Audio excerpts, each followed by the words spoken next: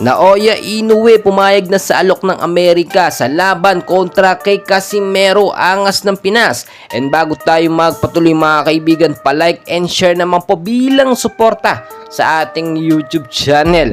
Well mga kaibigan, matapos nga pong manalo ang kapatid ni Naoya Inoue na si Takuma Inoue sa ating kababayan na si Jerwin Ancahas. Sa loob ng 9 rounds ay tinalo ni Takuma ang ating pambato na si Pretty Boy. Kaya naman ang lakas ng loob ngayon ni Naoya Inoue at hindi siya pwedeng buli-bulihin.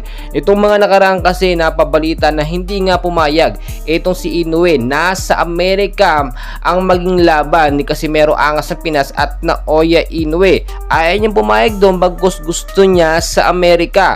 Dahil nga makakaporma sila ng maayos, makakagamit ng gloves na sabihin natin may pabigat or yung anti-doping. Yung mga tinuturok po sa kanya ay hindi po masisita kasi sa Japan mangyayari ang laban.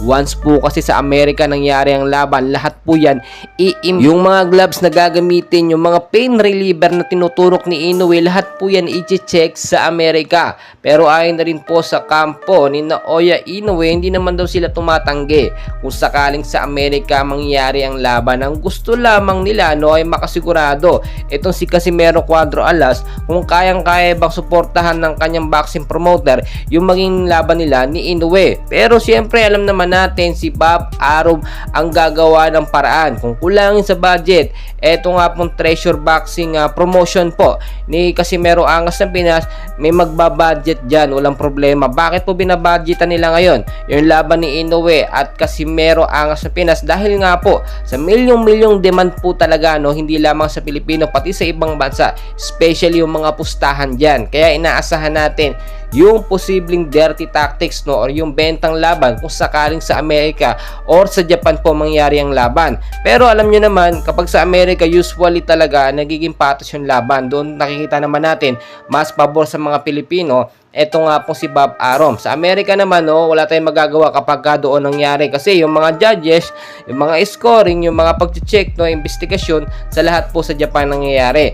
Pero titignan natin kung ano yung magiging response dito ng kampo ni Inoue. Kung sakaling sa Amerika, go na po yan si Casimero Angas ng Pinas. Pero kung sa Japan naman mangyari yung laban nila, wala pa rin problema kay Alas yan. Ang gagawin lamang ni Casimero Angas ng Pinas, knockout at hindi na talaga makaka-format, makaka-score pa o makakapandaya itong si Inoue.